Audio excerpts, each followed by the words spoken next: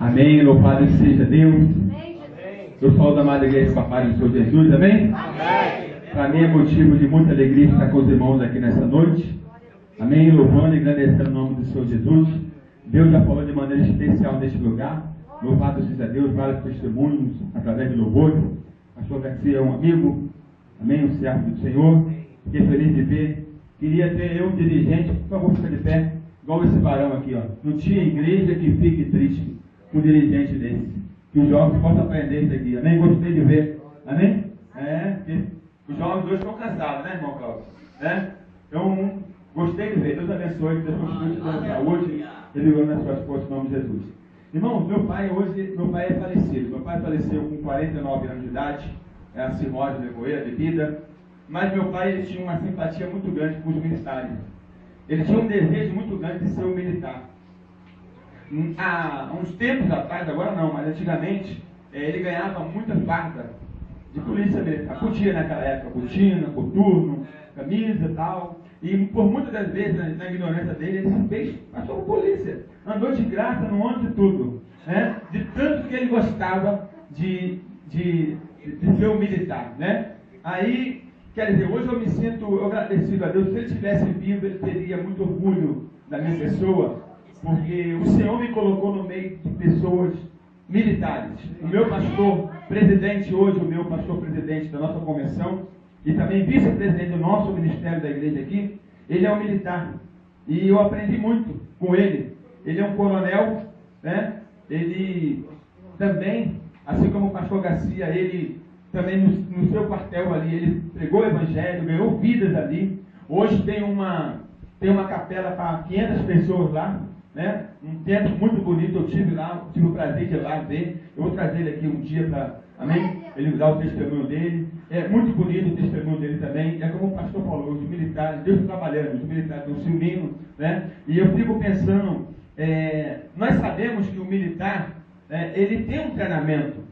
Então só Jesus mesmo vai entrar na vida, né, de um militar, certo? Porque ele é forjado, amém? Ali no seu treinamento ali, as suas emoções, né? Ele é trabalhado aquilo ali. Mas se você, quando Jesus entra, ele faz assim. Quando ele entra, ele faz dessa maneira. Então eu aprendi muito. Se você andar com o militar, você vai aprender muito com ele, acerca de horário, né? Acerca das coisas tudo certinha. Quando ele falou comigo, mas você vai se unir com o militar, eu falei, você está arrumando? Não, mas a melhor coisa é organização, sabe? As coisas no horário, levanta, ele corre ainda corre, né? Toma o seu café ainda, ele tem toda ainda uma vida, né, militar, e é muito bonito. E eu glorifico a Deus por conhecer o homem de Deus, como o pastor Garcia, como o meu pastor, né? Ele sempre fala, ele realmente não fala, eu falo mais que ele, assim, em termos da patente dele, né? Nós participamos, às vezes, andando na rua ali, fomos abordados em blitz, e ele nem aí, como uma pessoa normal ali, foi lá com muita educação, se identificou, não teve um abuso de autoridade, nada disso. Uma pessoa assim, ele foi me ganhando, pastor. Ele foi me ganhando com a sua simplicidade, com a sua humildade, e ele é desse jeito, em nome de Jesus. Eu queria então aqui ler uma palavra sobre um militar também. Eu quero falar nessa noite também para um militar, dentro da Bíblia. Em Lucas capítulo 7. Evangelho de Lucas capítulo 7. Eu quero falar do militar, o militar de Cafarnaum. Ok? Que é o título, Evangelho de Lucas capítulo 7. Que é o título Centurião de Cafarnaum, mas eu quero titular aqui o militar de Cafarnaum. Amém? Glória a Deus. O militar de Cafarnaum. Louvado seja Deus. Podemos ler? Diz assim a palavra do Senhor. E depois de concluir todo o seu discurso perante o povo, entrou em Cafarnaum. E o servo de um certo centurião, a quem este muito estimava, estava doente e moribundo. E quando ouviu falar de Jesus, enviou-lhe uns anciãos dos judeus, rogando-lhe que viesse curar o seu servo. E chegando eles junto de Jesus, rogaram-lhe muito, dizendo, é digno que lhe conceda isso, porque ama a nossa nação E ele mesmo nos edificou uma sinagoga. E foi com Jesus com eles. Mas quando já estava perto da casa, enviou-lhe o centurião uns amigos, dizendo: Senhor, não te incomodes, porque não sou digno de que entre debaixo do meu telhado. E por isso nem ainda me julguei digno de ter contigo. Diz, porém, uma palavra, e o meu criado sarará. Porque também eu sou homem sujeito à autoridade. Tenho soldados sob o meu poder, e digo a este: vai, e ele vai. E a outro: vem, e ele vem. E ao meu servo: faze isto, e ele faz. E ouvindo isso, Jesus maravilhou-se dele. E voltando-se, disse à multidão que o seguia: digo-vos que nem ainda em Israel tenho achado tanta fé. E voltando para casa, os que foram enviados acharam o chão enfermo. Amém? Pode sentar em nome de Jesus? Então nós temos aqui uma palavra onde um centurião romano, um militar na época também, um centurião romano, ele está com seus soldados, vamos colocar assim, enfermo, doente. E ele se condoeu. Ele teve compaixão dos seus subordinados, dos seus soldados, né? E nós entendemos aqui que esse centurião, ele fazia parte da guarda romana. Ele é como se ele fosse um comandante. Ele tinha 100 homens a seu comando. E ele mesmo declara isso: eu tenho homens a meu comando.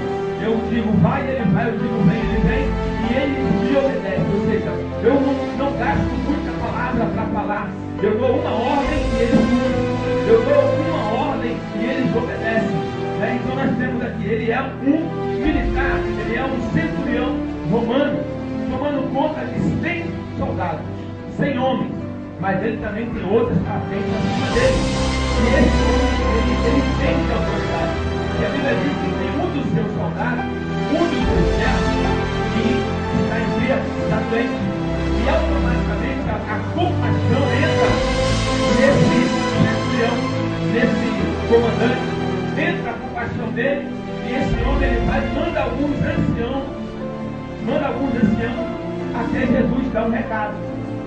Olha, está enfermo o meu subordinado, e ele vai e fala, relata: olha, tem um centurião que está com seu subordinado enfermo e está doente e tal. Então Jesus resolve ir até a casa do centurião, do comandante. Quando Jesus está chegando perto, né, porque ele consegue, e eu quero falar para você o seguinte: esse centurião romano, ele estava em território não muito, vamos botar assim, ele estava num território ali onde ele não deveria ser nem visto, porque os judeus ali estavam sujeitos a Roma. E ele era um soldado romano, ele era um comandante romano. Então esse homem ele conseguiu ganhar algumas pessoas. Ele conseguiu com a sua simpatia, ele conseguiu com o seu amor, de alguma maneira, ser simpatizante dos judeus. Ele ganhou a confiança. Ele conseguiu, a Bíblia diz que ele caiu na graça daquele povo judeu. Ele caiu na graça daquela cidade. E a Bíblia diz que ele vai, quando ele vai até Jesus, quando ele manda os soldados, os anciãos da sinagoga até Jesus, o argumento é o seguinte: ele é digno que tu vá lá, ele é digno de receber esse milagre, porque ele nos edificou uma sinagoga. Ou seja, ele faz coisas boas para a gente. E os historiadores acharam essa sinagoga. Não era qualquer sinagoga, era uma sinagoga bonita. Não era uma coisa de pouco, era uma coisa bonita, uma coisa linda. E os historiadores acharam que realmente essa sinagoga existiu e foi construída por esse centurião romano. E por que não dizer hoje, né, uma capela? Por que não dizer hoje um templo para 500 pessoas ou outros aí? Ele conseguiu cair na graça do povo judeu porque ele construiu um templo. Ou seja, o povo gostou dele. Então quando as pessoas vão até Jesus e falam: olha, ele é digno desse milagre, ele é digno de receber a tua presença lá, porque ele nos edificou uma sinagoga, ele fez um templo para nós adorarmos. Ele fez um templo para nós glorificarmos o Senhor. Está no templo. Ele fez isso. Do seu próprio recurso, do seu próprio bolso, ele fez uma sinagoga, construiu uma sinagoga. Então ele é digno de receber esse milagre. Ele é digno de receber esse milagre. Só que aí, quando Jesus está chegando próximo à casa dele, e quando a gente fala próximo aqui, irmão, é 60 quilômetros. Quantos quilômetros? 60 quilômetros naquela época, na porta de Jacó. A minha pai está aqui para todos, mais ou menos, ou daqui para a Vitória, é isso? Então, está próximo. Né? Os irmãos hoje moram aqui do lado da igreja, aqui não é longe. Né? É longe, são 60 quilômetros próximo. Então, ele está próximo da casa do centurião. Mas, de alguma forma, outros pessoas ficaram com a comitiva que vinha com Jesus. E o centurião também estava. Quando percebeu isso, o centurião fala o seguinte, ó. No versículo 4, diz assim, ó. E chegando ele junto de Jesus, rogaram-lhe muito, dizendo: ele é digno que conceda isso. Versículo 5. Porque ama a nossa nação. Olha aí. Porque ama a nossa nação. Ou seja, ele é um romano diferente. Ele é um romano que simpatizou com a nossa nação. O coração dele está ao nosso favor. Ele até coloca para nós. Aí no versículo 5. Versículo 6. E foi Jesus com ele. Mas quando já estava perto da casa, enviou-lhe o centurião uns amigos, dizendo: Senhor, não te incomode, porque não sou digno de que entre debaixo do meu telhado. E por isso ainda não me julguei digno de ter contigo. Dizem, porém, uma palavra e o meu criado estará lá. Veja bem, ele se achou indigno de ter comigo. Embora as pessoas falassem que ele era digno, embora as pessoas falassem que ele poderia estar apto a receber aquele milagre. E ele fala para Jesus: não, eu não me achei digno de ter contigo. Eu não me achei digno de ter com o Senhor. Ele entende o seguinte: mesmo que ele construiu a sinagoga, ele não é digno de entrar naquela sinagoga ainda. Ele respeita, ele não passa os limites, não é porque ele construiu, não é porque ele edificou, ele respeita aquele. Ele respeita aquela sinagoga que ele mesmo construiu. Ele mesmo não entrava naquela sinagoga, embora tivesse construído. Ele construiu para que outros adorassem. Ele construiu para que outros glorificassem o nome do Senhor, mas ele ainda se achava indigno. Está entendendo o mistério? Então a Bíblia diz que ele fala: eu não sou digno de ter contigo. Se eu não sou digno de entrar na sinagoga ainda, eu também não sou digno de ter contigo. Não sou digno de ter com o Senhor. Aí ele diz assim: basta uma palavra tua. Basta uma palavra. Manda uma palavra tua. O teu servo, o meu subordinado, o meu soldado vai ficar curado. A gente precisa entender isso. A Bíblia diz assim: lance o teu fogo sobre as águas, porque depois de muito dias vão. A Bíblia diz: passarão do céu e da terra, porém as minhas palavras não passarão. A palavra de Deus ela tem poder, como falou aqui. Ele é água que limpa, é água da vida. Ela tem poder. Agora, nós temos que tomar posse desse poder, dessa posição que é sobre o povo. Já preguei sobre isso aqui. E eu imagino alguém falar assim: mas ele é doido. Ele podia ter levado a garantia do milagre para dentro da casa dele. Jesus ia lá para curar o soldado, ele ia lá para curar, ia lá para curar o servo dele. E ele fala: não, não precisa. Tudo daqui teria sido. Jesus resolve ir para a sua casa, resolve ir lá curar alguém, resolve ir lá salvar o teu marido, salvar o teu filho. E ele vai entrar na sua casa e falar assim: não entra aqui, porque eu não sou digno. Porque hoje em dia a igreja hoje em dia, ela só falta mandar em Deus. A verdade é essa. Só falta dar ordem para Deus. Faz uma chantagem emocional com Deus. Se tu me ama, tu faz isso. Se tu não fazer, eu vou sair da igreja. Se tu não fazer, eu vou te abandonar. Eu não vou mais pisar o pé lá. Querem fazer uma chantagem emocional com Deus. E muitas das vezes nem tem como fazer essa chantagem com Deus, porque não faz nada para Deus. Né, pastor? Quando a pessoa ainda faz alguma coisa, vai lá. Mas nem faz nada para Deus, mal chegou na igreja e já quer exigir tudo de Deus. Não é assim? A pessoa vai na igreja, na propaganda, vai lá que Deus vai fazer, vai acontecer o quê? Vai lá que Deus vai tratar contigo primeiro. Vai lá que Deus vai limpar você, vai preparar você, vai então te dar aquilo que você precisa. Não é isso que a Bíblia diz? Um coração contrito e quebrantado não existe. Esse centurião romano, ele tinha algo dentro dele, e era isso, essa característica que fez ele cair na justiça do corpo. Talvez esse militar aqui, ele não agia como os outros. Não, ele é um militar, mas é um militar diferente. O meu pastor, ele falou o seguinte, alguém um dia falou que, alguém falou assim, a polícia militar é corrupta. Alguém falou para ele disse, peraí, polícia militar não.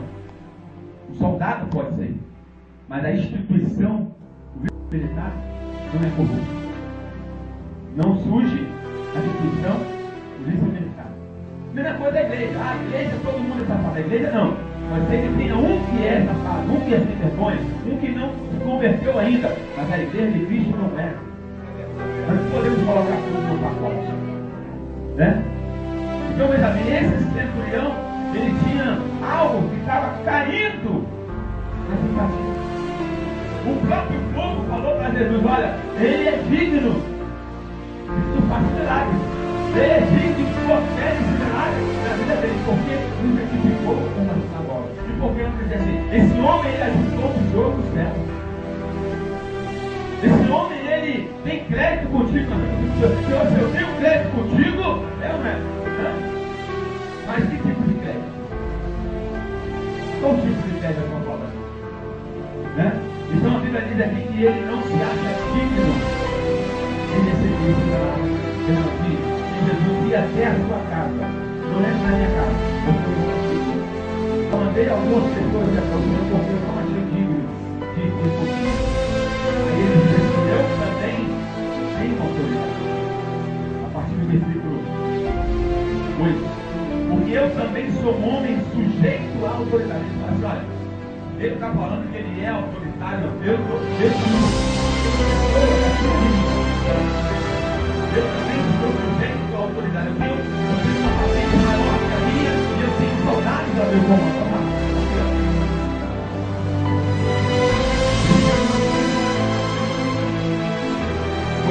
Porque também eu sou um homem sujeito à autoridade e tenho soldados sob o meu poder. E digo a eles, vai, aí você sabe, vai e vem e tal. Ou seja, e eles me obedecem. Aí ele diz assim, basta uma palavra tua. Ele falou o seguinte, olha, se eu que sou homem, falho, indigno, pecador, eu tenho alguma autoridade? Imagina os filhos. Se eu dou uma ordem de comando e alguém vai lá e obedece sem questionar, sem murmurar, imagina o Senhor dando uma ordem, porque ele reconheceu o senhorio de Jesus.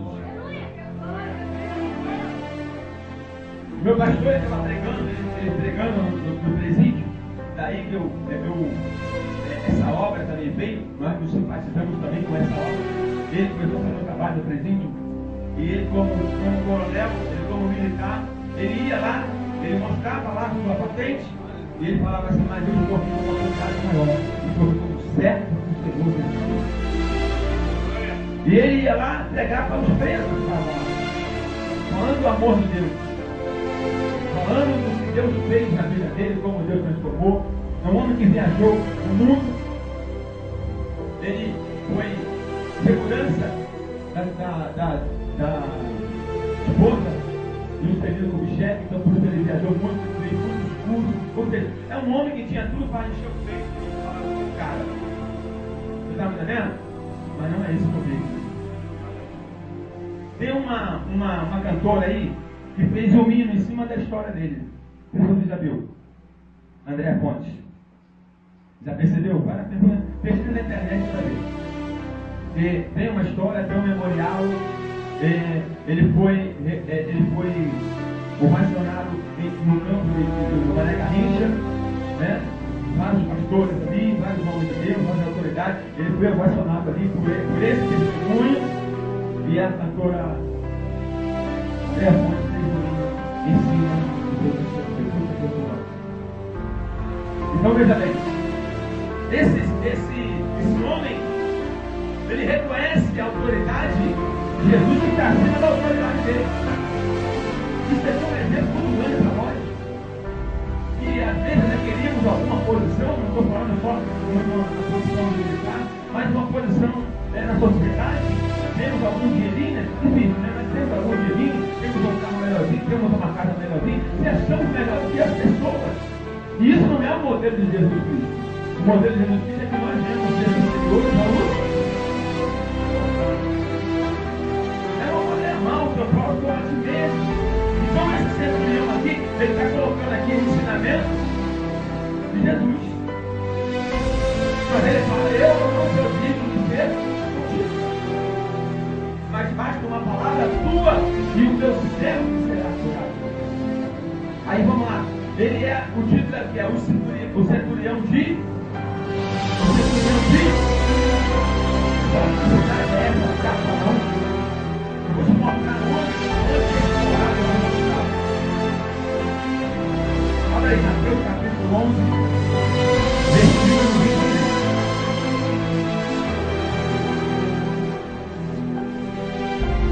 Mateus capítulo 11, versículo 23. Abre aí.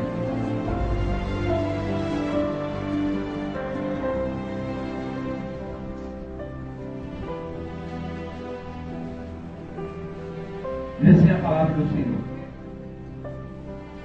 Jesus começa falando a partir do versículo 20, e ele começa a lançar no rosto as cidades que ele operou os milagres.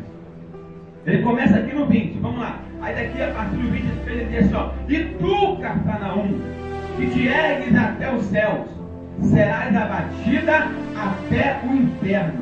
Porque se em Sodoma e Gomorra tivessem sido feitos os milagres, os prodígios que em ti se operaram, eles teriam permanecido até hoje. Por isso vos digo que haverá menos vigor para Sodoma no dia do juízo do que para ti.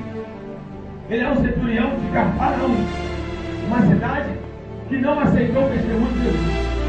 Embora Jesus ele fez vários milagres, imagina os milagres que Jesus está jogando na cara dessa cidade. Mas eu operei tantos milagres na vida de vocês e vocês não creram no meu poder. E nós sabemos que a igreja hoje ela está à procura de milagres. Ela quer o imediato, ela quer a cura imediata, ela quer o que Deus faça aqui. Agora, quando você fala assim, você quer Jesus? Quer mudar de vida? Ah não, peraí, agora não. Eu quero que ele pode me dar, eu quero que ele pode fazer. A gente faz trabalho no presídio e a gente vê muito isso. O preso está lá, as presas estão lá, os detentes estão lá, os jovens estão lá, todos doidos ali e tal. Aí você pega a palavra, ó, Deus vai te dar o alvará, Deus vai mexer lá no juiz, vai tocar tal. Aí ele amém, glória a Deus. Mas irmão, você quer Jesus? Quem quer Jesus nessa noite? Quem quer Jesus nessa tarde?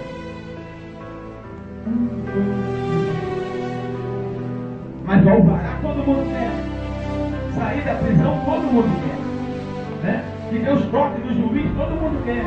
Mas aceitar que ele pode tirar ele de lá, ele não quer. Não estou preparado. Então,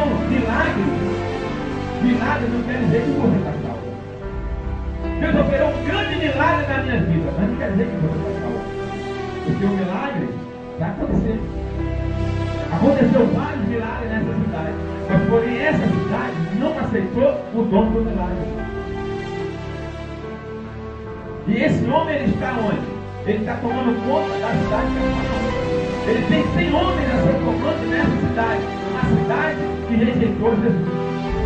Uma cidade que Jesus operou vários milagres, mas rejeitou ele. Mas mesmo assim esse homem consegue ser influenciado e ele consegue ver aquilo que ninguém viu ainda. E Jesus faz questão de ressaltar isso. Ele diz assim, nem em Israel eu vi tanta.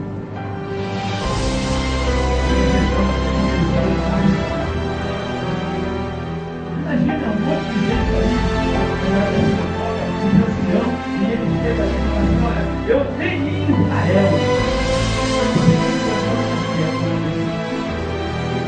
isso em Cafarnaum. Eu não vi, tamanha fé. Aí você vai buscar o que Deus fez em Israel. O que Deus operou em Israel. Os milagres, as maravilhas que Deus fez em Israel. E ele fala assim, ó, nem em Israel. E aí quando Deus fala nem em Israel, você vai olhar para a onisciência dele. Ele vai lá em Gênesis, ele vai lá ver toda a história, e ele na onisciência ele vê que ninguém tem fé igual aquele centurião romano. Eu imagino Deus falando assim, se esse homem tivesse no barco que andou sobre as águas, ele tinha andado sobre as águas e tinha me abraçado e voltado comigo.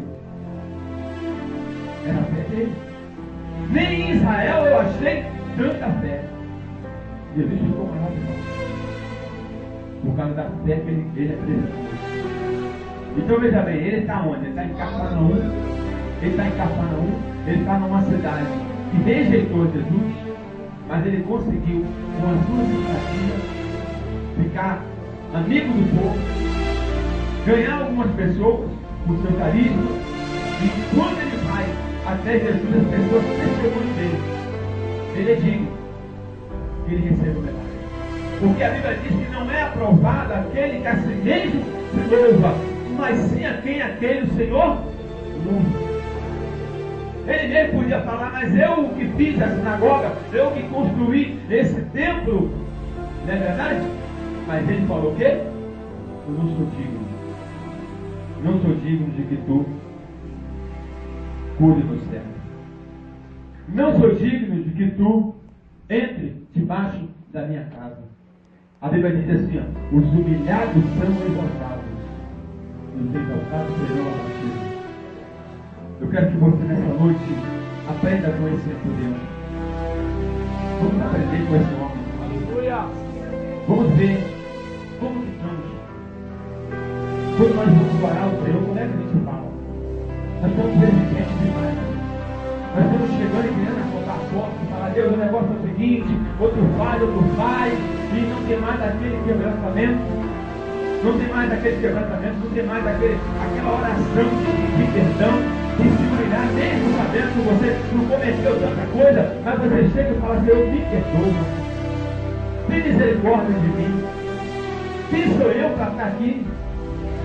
Eu não sou digno de estar aqui pegando nesse microfone. E alguém fala para você, não se diminui muito assim não. Aí não se diminui muito assim não, você acaba ficando com o nariz empinado e aí o negócio não funciona. Então é melhor se humilhar para que Deus exalte, do que você se exaltar para que Deus exalte. Então nós vamos aprender aqui com esse homem. A Bíblia diz que ele teve compaixão dos soldados. Esse compaixão é grande. Ele tem 100 homens, só menos um tem 99. Mas a Bíblia diz que ele muito amava a perdição. A Bíblia diz que ele muito amava a perdição.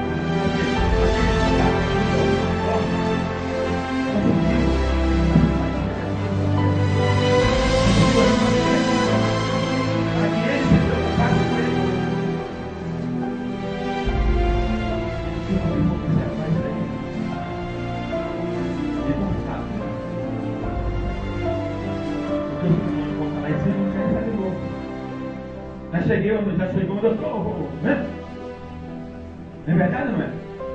Então eu quero convidar você nessa noite, não quero ser difador para os irmãos, quero ser bem objetivo, com a permissão do pastor, fazer uma oração para os irmãos em nome de Jesus.